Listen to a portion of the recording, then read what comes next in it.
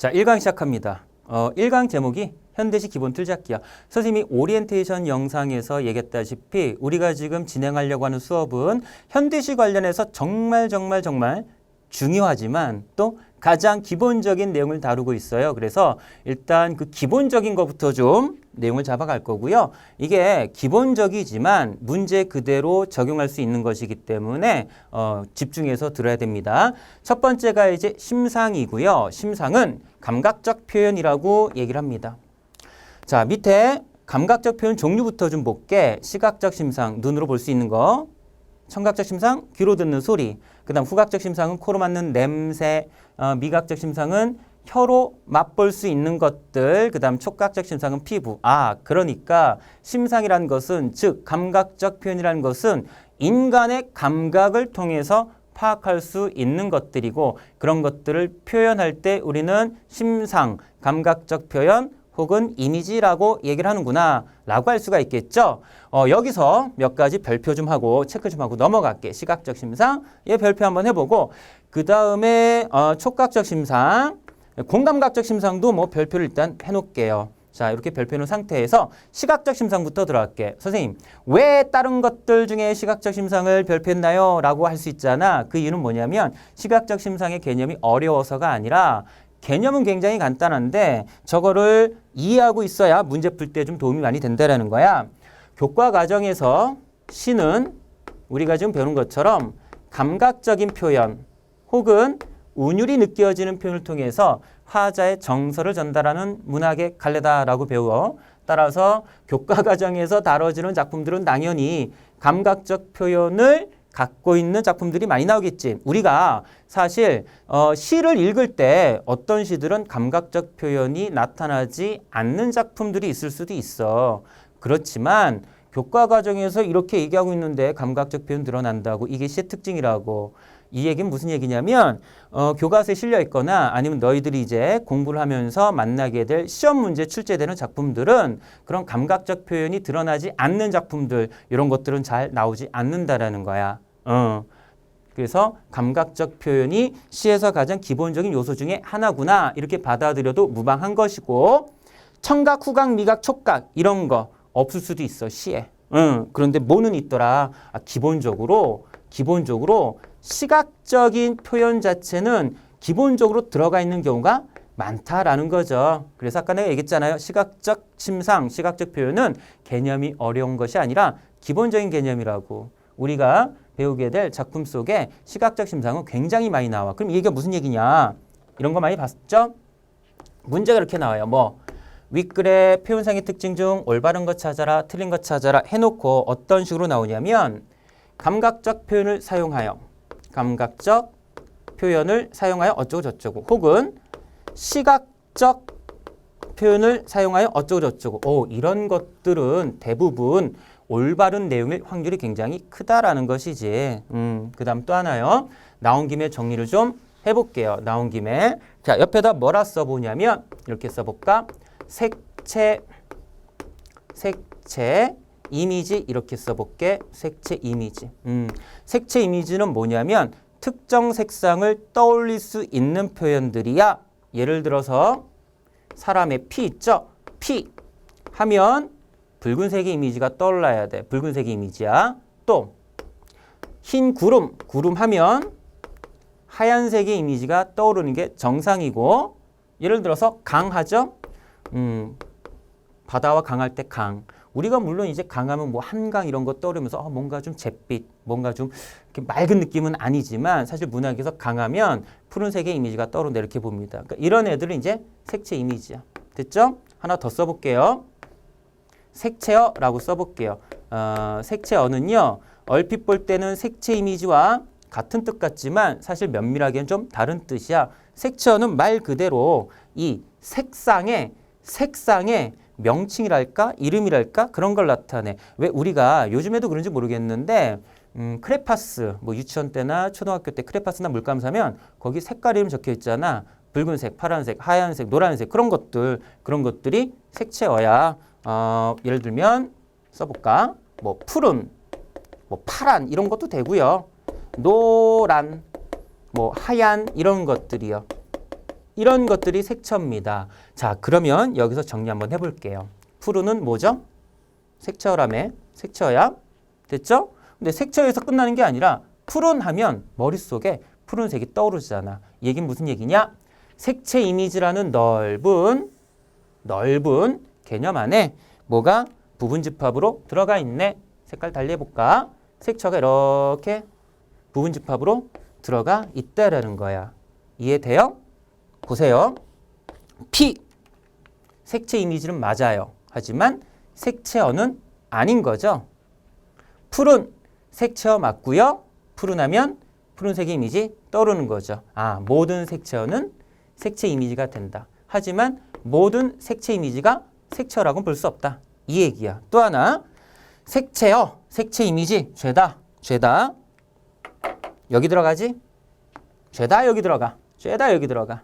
맞죠? 죄다 여기 들어갑니다. 그래서 이런 것들 시각적 심상에서 한번 정리하시고요. 다시 여기 가셔가지고 네, 다시 일로 오셔가지고 청각적 심상 귀로 듣는 소리예요. 소리. 후각적 심상 냄새. 미각적 심상 맛. 써줄까 내가? 여기 귀로 듣는 거니까 소리야. 소리. 코로 맡는 냄새. 이거는 맛. 달다. 짜다. 이런 거. 그러고 나서 이제 별표한 게 피부로 느끼는 촉각적 심상이잖아. 촉각적 심상은 피부로 느끼는 건데 이걸 왜 별표해놨냐면 잘 모르더라고. 피부로 느끼는 건 뭐 있어요? 부드럽다. 또 차갑다. 차갑다도 피부로 느끼는 거야. 따뜻하다. 뭐 이런 것들. 그러니까 한번 생각을 해봐요. 예를 들어서 여기 뭐 된장 이렇게 있다 칠게. 된장. 피부야. 피부 콕 찔렀어. 소리 못 느끼지. 피로. 냄새 못 느끼지. 맛 못 느끼지. 뭔가 미끌미끌? 이런 것들 촉각이라고. 촉각. 됐죠? 그 다음에 이제 공감각적 심상이라고 나오는데요. 공감각적 심상은 여기 있는 것처럼 우리가 위에서 배운 어떤 한 종류의 감각을 다른 감각으로 옮기는 거예요. 한 종류의 감각을 다른 종류로 옮깁니다. 이게 무슨 얘기냐면 자, 뒤에서 하게 될 건데 미리 좀 볼게요. 미리 예로 확인하기 위해서 미리 좀 봅시다. 예로 확인하기 위해서 두 번째에서 가로 2번에 푸른 종소리를 잠깐 볼게요. 이것만 먼저 하고 넘어가자고요. 자, 분수처럼 푸른 종소리라고 나왔습니다. 우리 배웠잖아요. 이거 감각으로 한번 나눠볼까요? 푸르다. 눈으로 보는 색깔이야. 그리고 또 조금 쉽게 가려면 푸르다는 아까 얘기했잖아. 색채어는 시각. 맞죠? 시각. 종소리는 소리니까 청각. 맞지? 그리고 나서 밑에 선생님이 공감각적 심상 해놓고 뭐뭐와 이렇게 돼 있잖아. 이게 무슨 얘기냐면 아까 전에 공감각적 심상 개념 정리할 때 공감각적 심상은 하나의 감각을 다른 종류의 감각으로 표현하는 거다. 하나의 감각을 다른 종류의 감각으로 표현하는 거다 해서 모든 공감각적 심상은 이렇게 표현합니다. 이렇게 표현해요. 자, A 감각에 B 감각화. 이 화는 되다, 화자, 뭐 변화하다 이런 뜻이야. 그리고 여기 앞에 요 A 요 부분에 들어갈 게 원래 표현하고자 하는 감각은 여기 들어가야 돼. 그럼 적용해 볼게. 여기 보면요. 여기 보면요. 예.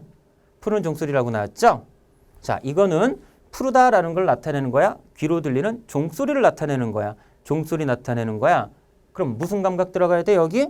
종소리니까 써볼게. 청각. 청각인데 종소리인 청각을 푸르다라고 이야기했어. 어이? 이렇게 된다는 거야. 청각이 시각화. 그럼 무슨 얘기죠? 여기 있는 감각을 청각을 시각처럼 표현했다. 말 바꾸면 이 종소리는 청각인데 그 감각을 시각처럼 표현했다 해서 감각의 전이라고도 이야기하는 것이 공감각적 심상이야. 여기까지 됐어? 그러면은 일단 앞으로 다시 넘어가서 예로 확인하기 1번 항목 가서 차례차례 한번 살펴봅시다. 차례차례.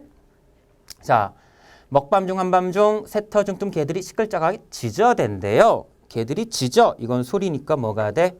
여기 청각 들어갈 거예요. 선생님 여기다 쓸게요. 그냥 청각적 심상. 본인이 선생님이랑 수업하면서 같이 메꿔도 되고 아니면 잠깐 수업을 일시 정지하고 한번 메꿔놓고 수업 들어도 되고요. 자, 파란 하늘빛. 이거는 뭐야? 색채어잖아. 그치? 하늘 눈으로 보는 것도 맞고요. 좀 더 쉽게 가려면 색깔 나타냈구나. 색채어구나. 시각이구나. 이렇게 가면 조금 쉽다 그랬죠? 시각적 심상. 그 다음 가로 3번 돌 깨는 산울림, 산 울리는 소리. 그래서 여기 뭐 들어가냐면 청각 들어가요. 청각. 됐죠? 그 다음 빨리빨리 가볼까요? 가로 4번 메마른 입술에 쓰디쓰다. 아우 써. 맛이잖아. 맛은 뭐로 느껴? 혀. 그게 뭐죠? 미각적 심상이었죠? 그렇죠. 미각적 심상이에요. 자, 그 다음 5번 젊은 아버지의 서늘한 옷자락. 서늘하다. 서늘하다. 이거 아까 별표했던 것 중에 하나야. 서늘하다. 뭐로 느껴? 눈으로 보나? 듣는 소리인가? 맛인가? 아니지. 피부로 느껴. 뭐야? 촉각적. 촉각적 심상입니다. 그 다음에 빨리빨리 가볼까? 이제 쉬워졌잖아 좀. 새 옷의 내음새. 냄새니까 뭡니까? 그렇죠. 냄새 코로 맡는 후각. 후각적 심상이고요. 열매들 눈으로 볼 수 있는 것이고 올리브 빛깔이야. 눈으로 보는 거니까 이런 것들 죄다 시각 이렇게 들어갑니다. 자, 그리고 부드럽다. 이건 뭘로 느껴요? 부드럽다. 뭐 예를 들어서 차갑다, 뜨겁다, 거칠거칠, 까칠까칠, 부드럽다 이런 건 죄다 피부로 느끼는 촉각적 심상이고 요 향기는 쉽다. 요거는 후각적 심상. 됐죠? 그러니까 여기까지 이제 연습한 거는 단일한 감각, 독립적인 감각 나온 얘기고 이제부터 공감각으로 할게. 죄다 공감각이거든. 죄다 공감각인데 어떻게 이제 공감각적 심상이 이루어졌나 그거 한번 살펴볼게. 얼룩배기 황소가 해설빛, 금빛, 게으른 울음을 운다. 그럼 일단 금빛 얘는 시각이고 울음은 울음소리니까 청각이잖아. 그럼 여기서 원래 표현하고자 하는 건 뭐야? 음매하는 소의 울음소리라고 따라서 여기에 뭐가 들어간다 그랬죠? 원래 표현하고자 하는 감각이 여기 들어가야 된다 그랬죠?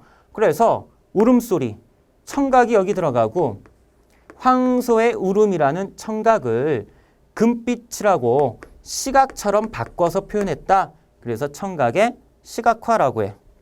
그 다음 이 푸른 종소리는 아까 했죠? 종소리 청각이었고 청각이었고 푸른은 시각이었고 자, 요거 볼까? 피부의 바깥에 스미는 어둠. 일단 피부로 느끼는 건 촉각이었어. 그쵸? 어둠은 뭘까요? 눈으로 보는 거니까 아, 시각이야. 여기서 헷갈리면 안 된다.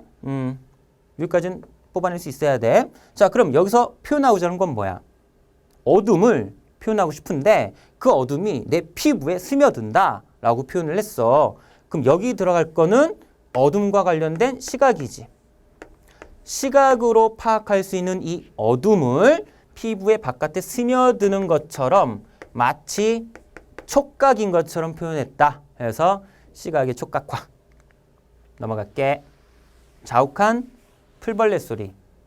소리는 청각. 자욱하다. 뭐 안개가 자욱하다. 연기가 자욱하다. 눈으로 볼 수 있는 시각이야. 그럼 여기서 표현하고 싶은 건 뭐였냐면 풀벌레 소리. 풀벌레 소리 뭐였어? 청각이죠. 청각인 풀벌레 소리가 마치 눈으로 볼 수 있는 시각인 것처럼 자욱하다라고 표현했기 때문에 청각의 시각화. 그 다음 다른 과일보다 향기롭다. 다른 시각. 향기롭다는 후각. 아유, 그러면은 여기서는 달을 표현하고 싶은 거지. 다른 시각으로 표현하는 건데 이게 향기롭다. 후각으로 나타낸 거예요. 됐죠? 그 다음 이제 운율로 들어갑니다. 운율은 쉽게 말하면 리듬이고요. 시는요, 운율이 느껴지는 운문이기 때문에 당연히 중요한 요소가 됩니다. 그럼 이제 작가는 시를 쓸 때 운율을 만들기 위해서 여러 가지 방법을 쓸 텐데 그 중에서 우리가 알아야 될 거 기본적인 거 좀 3개 좀 짚고 넘어갑시다. 첫 번째 반복이라 되는 거 이거 별표예요. 별표했죠? 시험, 식구 혹은 뭐 문장 구조, 동일한 문장 구조가 됐든 유사한 문장 구조가 됐든 하여튼 그런 것들을 반복하면 운율이 생깁니다. 또 음절수 조절이라고 돼 있는데 이 음절은 아주 쉬운 말로 바꿔볼게요. 자세한 개념은 문법 시간에 얘기가 될 것이고 아주 쉬운 말로 글자다라는 거야. 그럼 예를 들어서 뭐 이런 거지. 토끼. 이건 몇 글자입니까? 두 글자죠? 말 바꾸면 몇 음절? 이음절. 이렇게 돼. 그 음절수를 조절한다는 거야. 음절수를 조절한다는 건 뭐냐면 글자 수를 일부러 늘리기도 하고 글자 수를 일부러 줄이기도 한다. 예를 들면 아까 전에 봤던 것 중에 파란이라고 써야 되는데 이걸 어떻게 쓰더라? 란이라고 쓰더라. 글자 수를 일부러 늘려버린 거잖아. 이런 거 죄다 뭐 만들려고 그런 것이다. 운율 만들려고 그런 것이다. 이렇게 받아들이고 이해하고 또 문제 적용하면 되는 거야. 그 다음 울림소리 사용이라고 나오죠. 울림소리는요. 발음할 때 성대를 울리면서 발음할 수 있는 소리인데요. 우리 국어에서 울림소리. 자, 보통 이렇게 외워. 노, 란, 양, 말. 자음에선 딱 4개야. 또 이런 자음 말고 아야어여 같은 모든 모음들은 발음할 때 성대가 울린다. 그래서 울림소리 들어갑니다. 자, 울림소리 사용하면요. 운율이 만들어진다. 왜 그럴까? 예를 들어서 리을 같은 거 봐. 이건 요즘에 가요에 사용하는 가사 거기도 많이 적용이 되는데 리을 써봐서 가사를 만들어 보면 랄랄라, 룰랄라 뭐 이런 거, 뭐 눈 안 나 이런 거 죄다 울림소리잖아. 그쵸? 그 울림소리 사용하면요, 뭐 경쾌한 느낌도 얻을 수 있지만 기본적으로 운율 만드는 그런 효과가 있습니다. 자, 그럼 이제 예로 확인하기 넘어가서요. 우리 지금 해석하는 거 아닙니다. 해석하는 건 나중에 뒷수업에서 하게 될 거고 지금은 우리가 배운 개념만 확인하고 넘어갈 거야. 자, 문제를 봐봐. 그 문제를 보면요. 김소월의 산유화가 제시되어 있고요. 물어보는 게 뭐야? 이 작품은 시어, 식구 혹은 문장 구조 반복 있냐 없냐. 우리 그것만 확인하는 거야. 그래서 딱 봤더니 보이네. 뭐가 보여? 꽃 피네. 또 보이네. 꽃이 피네. 또 보여. 꽃이 피네. 반복했어 안 했어? 했잖아. 꽃. 시어도 반복했고 꽃이 피네. 식구도 반복하고 그러면은 무엇이 피네. 이런 문장 구조 반복했다고도 볼 수 있으니까 이거는 O에다 체크를 해야 돼? 아니면 X에다 체크해야 돼? O에다 체크해야 되겠죠? O. 굉장히 쉬운 겁니다. 지금 굉장히 쉬운 거예요. 그 다음 4번째. 이것도 되게 쉬울 것 같은데 문제가 똑같아. 이 작품은 시어, 식구 혹은 문장 구조 반복이 있냐 없냐. 딱 봤더니 뭐 멀리 갈 필요도 없어. 1년에 보면 나오잖아. 눈에 확 띄어. 눈은 살아있다. 눈은 살아있다. 눈은 살아있다. 반복했네. 그쵸? 시어 반복했고 식구 반복했다 볼 수 있고 문장 구조 반복했다 볼 수 있고 그쵸? 그래서 이것도 뭐가 됩니까? O가 됩니다. O. 됐어요? O입니다. O. 그 다음에 이제 5번째. 김영랑의 5월이라는 작품. 여선 질문이 울림소리 활용해서 운율 생성하고 있대. 울림소리 뭐야? 노, 란, 양, 말 그리고 모음. 맞죠? 지금 읽어볼까요? 들길은 마을에 들자 붉어지고 복습 한번 해보자. 붉어지고 색채어였죠? 색채어. 붉다니까. 자, 모든 색채어는 색채 이미지라고 할 수가 있죠? 붉다라는 색채를 보면 머릿속에 붉은색이 떠오를 테니까 또 모든 색채 이미지는 시각적인 표현에 들어가고 당연히 시각적 표현은 감각적 표현에 들어가죠. 됐죠? 자, 마을 골목은 들로 내려서자 푸르러졌다. 푸르러졌다도 마찬가지 색채요. 색채 이미지, 시각 감각. 맞죠? 우리가 지금 찾을 건 울림소리 활용인데 나온 김에 정리 좀 하고 넘어갈게. 자, 여기 보니까 이렇게 나와. 붉은색의 이미지가 나와요. 붉은색의 이미지. 맞죠? 붉은색의 이미지. 그 다음 또 푸르러졌다 이렇게 나오잖아요. 붉은색의 이미지만 나오는 게 아니라 푸른색의 이미지도 나와요. 푸른색의 이미지. 그럼 이런 것들을 우리가 뭐라고 하냐면 붉은색하고 푸른색이 서로 같은 색깔은 아니니까 색채를 대비했다라고 이야기합니다. 됐죠? 근데 모든 색채는 시각적인 표현이었잖아. 말 바꾸면 시각 대비다. 또 모든 시각은 감각적 표현에 들어가잖아. 그럼 말 바꾸면 감각 대비다. 따라서 우리는 이런 작품을 놓고 색채 대비 썼다. 혹은 시각 대비 썼다. 감각 대비 썼다. 이렇게 말할 수가 있다는 거야. 다시 한번 본문으로 넘어와서 바람은 넘실천이랑 만이랑 일단 요 이랑 또 나와 이랑 아하 일단 기본적으로 앞에서 배웠던 개념 중에 하나인 반복 나왔어. 그러니까 이거는 시어 반복해서 운율 만들고 있다 이렇게 해도 되고요. 요거 적용하면 울림소리가 내가 지웠나 봐. 여기 써놓은 거 노란 양말이었잖아. 그럼 여기 울림소리 여기 울림소리 썼어. 이렇게 볼 수 있다라는 거지. 어렵지 않아요? 됐죠? 자, 그래서 운율까지 정리했고요. 화자로 넘어가 볼게요. 화자는요. 일단 밑줄 쳐볼까요? 작품 속에서 말하는 사람이에요. 우리가 시를 갖다가 이렇게 글로 쭉 보잖아. 근데 사실 우리가 읽고 있는 그 시는, 그 글로 된 시는 작품 속에서 누가 계속 막 말하고 있는 거야. 이 말은 무슨 얘기냐? 모든 시에는 화자가 있습니다. 우리 독자는 화자가 말하는 것을 전달받고 있는 겁니다. 그런데 여기 보면 화자를 갖다가 작가의 대리인이라고 했죠. 작가가 곧 화자가 아니라 작가가 곧 화자가 아니라 작가의 생각을 대리하는 대리인이라는 거야. 왜냐하면 작가는 남자인데 작품 속의 화자는 여자가 나올 수도 있거든. 그래서 동일인은 아니다 이겁니다.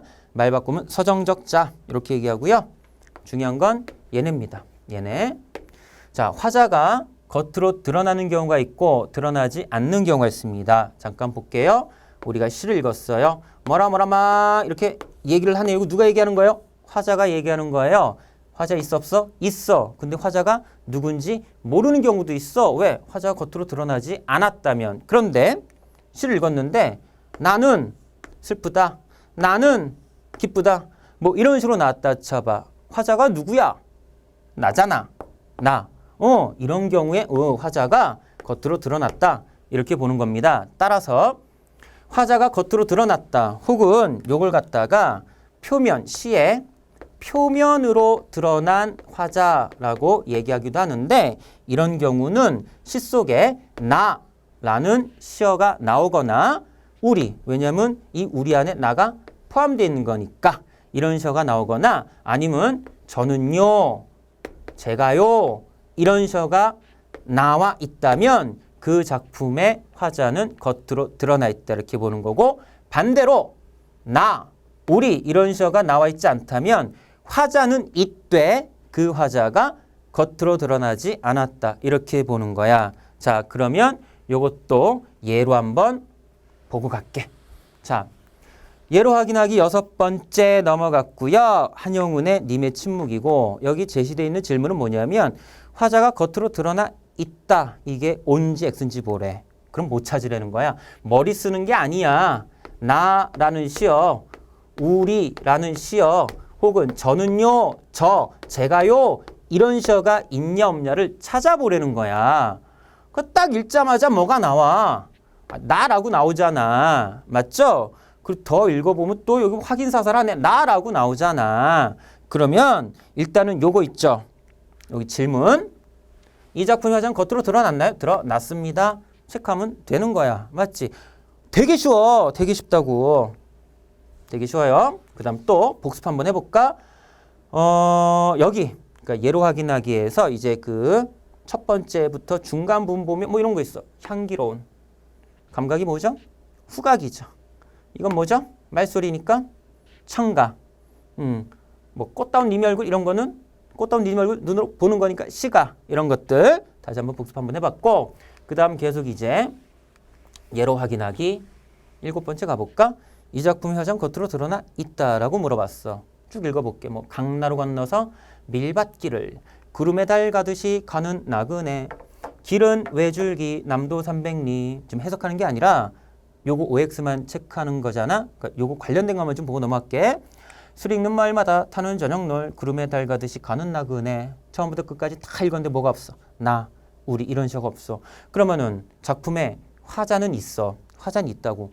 얘기했잖아. 이거 다 화자가 얘기하는 거야. 근데 그 화자가 시의 겉으로 드러나진 않았어. 그러니까 드러나 있다 그러면 틀리는 거죠. 이렇게 가는 거지. 그 다음 넘어가서 8번째. 맞죠? 요 이제 질문이 뭐야? 똑같아. 이 작품의 화자 겉으로 드러나 있다 해가지고 O냐 X냐 요거 보는 겁니다. 그럼 볼까요? 그냥 쭉 읽어보면 돼요. 여기 산이 저문다. 놀이 잠긴다. 저녁밥상에 애기가 없다. 애기 앉던 방석에 한 쌍의 은수저. 은수저 끝에 눈물이 고인다. 한밤중에 바람이 분다. 바람 속에 애기가 웃는다. 애기는 방석 들여다봐. 들창 열었다 다시 닫는다. 쭉 읽어봤어. 먼 길을 애기가 간다. 맨발 벗은 애기가 울면서 간다. 끝까지 다 읽었는데 어떤 시가 없어. 나, 우리, 저는요 할 때 저, 제가요 할 때 제 이런 시가 없죠. 머리 쓰는 게 아니라니까. 자, 화자 겉으로 드러나 있다 그러면 당연히 틀리는 거야. 이해 갔어? 자, 그럼 봐봐요. 우리가 요번 시간에 뭐 배웠죠? 가장 기본적인 거 감각적인 표현 이거 봤고 또 두 번째 뭐 봤지? 두 번째 운율 만드는 거에서 반복해서 운율 만드는 거 뭐 이런 거 봤었죠. 그 다음 마지막에 본 게 뭐야? 화자인데 물론 이제 화자의 정서나 태도나 이런 거는 다음 강좌 뒤에 있는 강좌에서 면밀하게 좀 살펴볼 거고 이 화자가 겉으로 드러났니? 안 드러났니? 뭐 이런 거 봤잖아. 근데 봐봐요. 당신들이 아무리 현대시를 못한다 할지라도 우리가 지금 이번 시간에 배운 얘네들 어려운 거 있었어? 없었어. 특히 이제 감각적 표현 같은 거는 시각적 표현 대부분 다 나온다라고 그랬죠. 그 다음 반복되는 거 이거 찾는 거 어려웠냐? 아유 머리 쓸 필요가 없어. 눈으로 찾는 건데 뭐 그치? 너무너무 쉬웠잖아.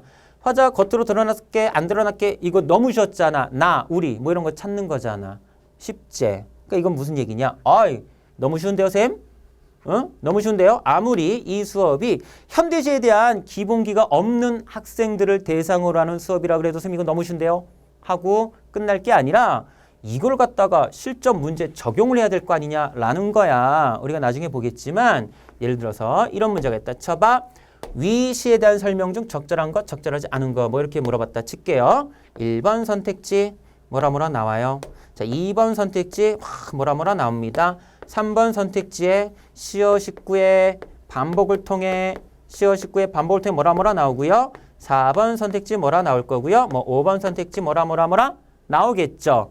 자, 그러면은 이걸 갖다가 순진하게 1번부터 봐야 된다는 거야. 굉장히 찾기 쉬웠던 얘부터 보라는 거야. 무슨 얘기인지 알겠어? 평상시에는 그렇게 그냥 장기를 많이 쓰는 것들이 꼭 문제 풀 때는 아주 그냥 순진하게 1번부터 본다고. 그러지 말라고. 한번 쑥 봐. 한번 쑥 보라고. 나중에 익숙해지면 한눈에 들어와. 딱 봐도 반복. 이게 제일 판단하기 쉬운 거군. 그러면은 나는 3번 선택지가 맞는지 틀리는지 보고 먼저 넘어가겠다. 봤더니 얘가 답이야. 그럼 아싸 쉽게 점수도 얻고 1, 2, 4, 5 이런 거 분석할 시간도 벌었고 이렇게 넘어가는 거지. 마찬가지 이 반복 요 3번 선택지에 시어 19 반복이 아니라 이런 거 감각적인 표현을 사용하여 이거부터 보는 거지. 쉬운 거였으니까. 특히 아까 전에 선생님 감각적 표현 얘기할 때 색채 어쩌고 저쩌고 했던 거 이것도 머리 쓰는 건 아니잖아. 파란색, 노란, 하얀 이런 거 눈으로 찾는 거라고. 이런 게 있다면 먼저 봐야 되고 또 마지막이야. 봐. 화자가 겉으로 드러나냐 안 드러나냐 이런 게 있더라도 이런 거 먼저 보라는 거지. 그러니까 우리가 이번 시간에 배운 건 시에서 얘기하는 가장 기본적인 얘기. 근데 이게 기본적인 거지 안 중요한 게 아니야. 그러니까 출제자가 이걸 문제로 낼 수도 있다고. 그럼 우리는 어떻게 해야 돼? 출제자가 문제를 냈을 때 1번부터 5번까지 선택지를 보고 그중에서 가장 판단하기 쉬운 우리가 방금 배운 것들 걔네들을 먼저 판단하고 답을 체크하고 그런 식으로 훈련하는 게 필요하다 이거지. 이해됐죠? 다음 시간에는 이제 화자와 관련한 내용이 나올 거고 조금 이제 좀 해석적인 부분, 특히 이제 큰 틀에서 해석하는 부분을 좀 넘어갈 겁니다. 자, 그럼 다음 수업 때 보도록 하겠습니다. 고생 많으셨습니다.